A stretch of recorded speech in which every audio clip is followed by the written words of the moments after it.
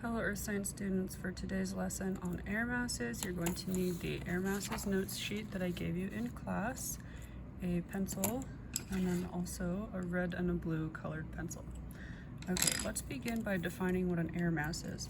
An air mass is just essentially a huge body of air that has the same general temperature and humidity throughout it. So let's go ahead and put that right underneath our title here. We'll say large body of air with the same general temperature and humidity throughout.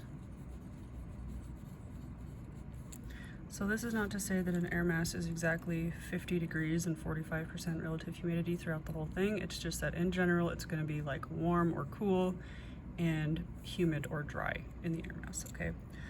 So now let's move on to some descriptor terms that we use for classifying different air masses. Basically, air masses are going to be classified based on where they form. Like, do they form over land or over ocean, and do they form near the pole or near the equator, something like that, okay? So when you're naming an air mass, first you name, did it form over land or did it form over sea, okay? And so there's two terms that we use to describe these. So an air mass can be continental, meaning it formed over land, or it can be maritime, forming over ocean. So air masses are always abbreviated with a two-letter abbreviation that's going to start with either a lowercase c if the air mass formed over land, or a lowercase letter m if it formed over ocean.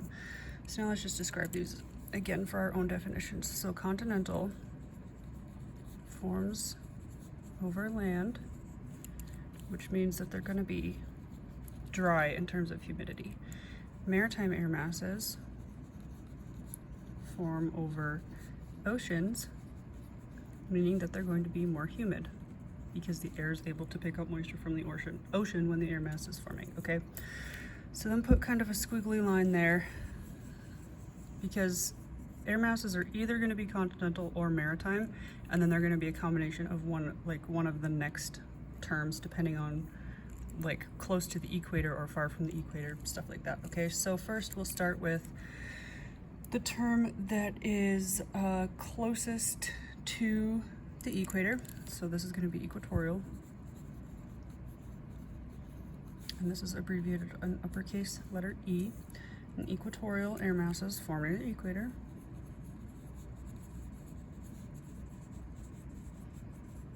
which means that temperature-wise they're going to be hot temperatures, okay?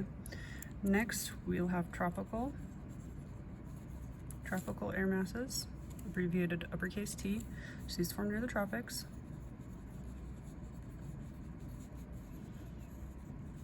Which means that they're going to be warm.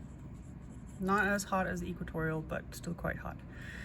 And then next, we will have the, we'll say polar. Uppercase P. So these form somewhere in the polar circle.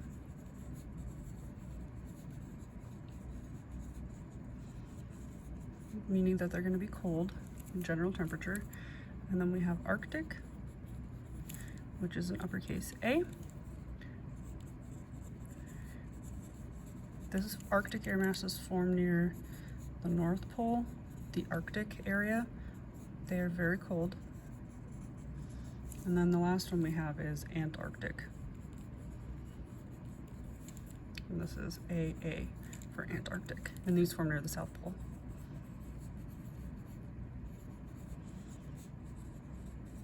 Also very cold. Okay, so since we live in the United States, we're going to be concerned with the ones that affect the weather patterns most in the US. So let's go ahead and we're going to color and label these diagrams here. Okay, so this air mass here is forming over the Pacific Ocean, and it's bringing cool air from the general polar region down into the Pacific Northwest. So this is a maritime polar air mass. And since it's cool in temperature, we're going to color it in blue. Because remember, we're always using reds and blues to show basic temperatures. This air mass is forming over the landmass of Canada, and again in the polar region. So this is a continental polar air mass. Again, it's cool, so we'll color it in blue.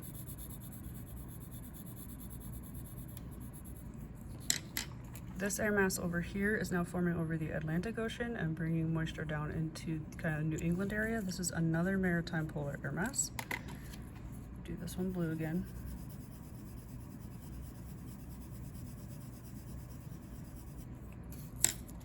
Okay, so here in Montana, like this is the general region of Montana right here, the continental polar air mass is the one that influences us the most.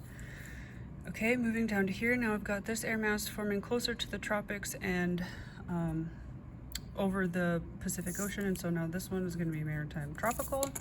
It's warmer, so we're going to color this one in red.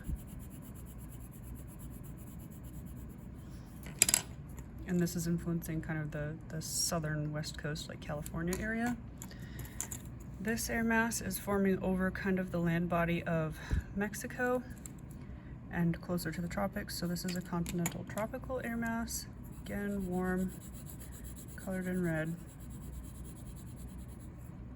And finally, this one down here is another maritime tropical air mass forming over the kind of like southern Atlantic Gulf region. And it's going to be influencing the weather in the Gulf of Mexico, the land bordering the Gulf of Mexico, so like the southeast coast down here, Florida especially, Louisiana, stuff like that. Okay, so these are the main air masses that influence the United States, and now we're going to go on to the back of this sheet and we're going to describe, there's maritime polar, continental polar, maritime tropical, and continental tropical, so we're going to go on to the back of this and describe these a little bit further. So what you're going to do is take your notes sheet and fold it into quarters. Remember, I always tell you that folding paper is good for your brain, because it is. We're going to fold our paper into quarters so that we've got these nice 4 equal sections on the back that we can discuss those 4 types of air masses that influence the weather strongly in the United States. First, we'll start with continental polar.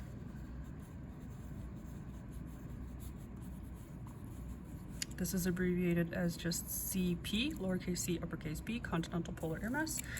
So as far as temperature goes, since it's polar, this is cold air in general. As far as humidity goes, it is dry because it forms over land. It's continental, so it doesn't have as much humidity. And then as far as weather associated, we'll say weather and storms. Continental polar air masses can cause cool, dry temps in summer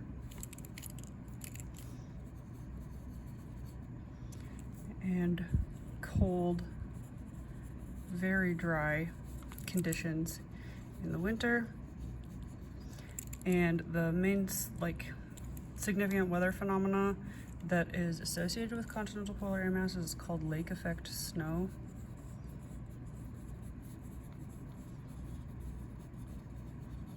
So this is like, if you look back at your map, it's not shown on here, but the Great Lakes region is kind of right here. And so when this continental polar air mass in the wintertime sweeps down over this part of the country, since water is better at holding on to heat than land is, this cold, dry air, when it comes over the water, it warms up a little bit and is able to pick up a bunch of moisture. And then as it continues on in this direction, it cools off again as it goes over the land, and it just dumps all of that moisture as snow.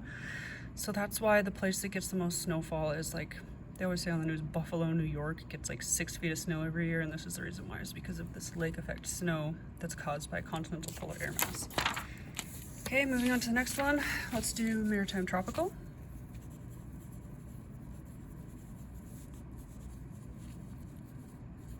Abbreviated as lowercase m, capital T. So as far as temperature, it's gonna be warm. For humidity, I'm gonna say very humid, because warm air forming over the ocean, you're going to have a lot of humidity present in that air. For weather and storms, maritime tropical air masses bring like hot, muggy weather. So we don't experience this in Montana too much, but when it's really muggy out, the humidity is high. It's like the air feels close and sticky and kind of gross. And then for storms, these will cause heavy rainfall. And then if it gets to be really bad, like a lot of moisture and a lot of heat, you can even get hurricanes coming out of maritime tropical air masses. Okay, next we'll go to continental tropical.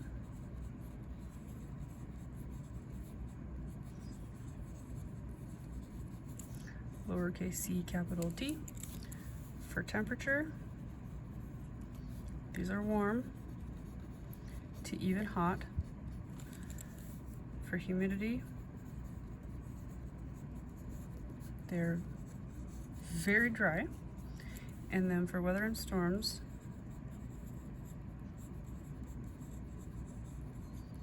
continental tropical air masses they kind of like flow over the Great Plains and kind of southwest desert area of the United States. So they're hot and dry, we'll say hot, dry weather. And then they can cause this phenomenon called the Indian summer.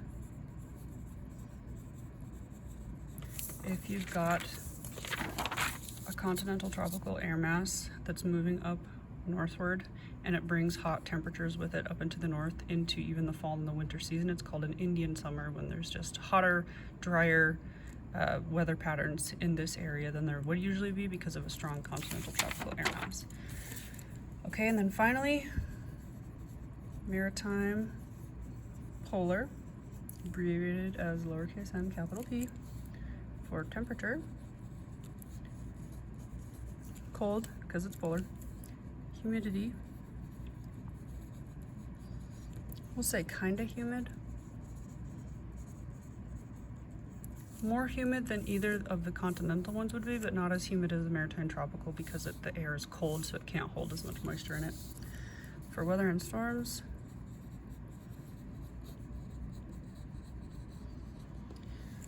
maritime polar air masses will bring like cool, maybe cold weather. A lot of times it's like rainy, cold, rainy, damp. So if you can imagine, like if you've ever been to, I don't know, like Seattle or something in the wintertime and the sky is just gray and it drizzles a lot and it's kind of cold and just kind of icky out, that's that maritime polar air mass. So as far as like storms go, these can bring a storm type called a nor'easter, which is sometimes in the wintertime, this maritime polar air mass will get kind of turbulent and it'll bring nasty storms down into the New England coast area where there's like a lot more rain than normal and really fast winds, and these can be pretty damaging storms, nor'easters. So they're called nor'easters because they're coming in from the northeast towards the New England area.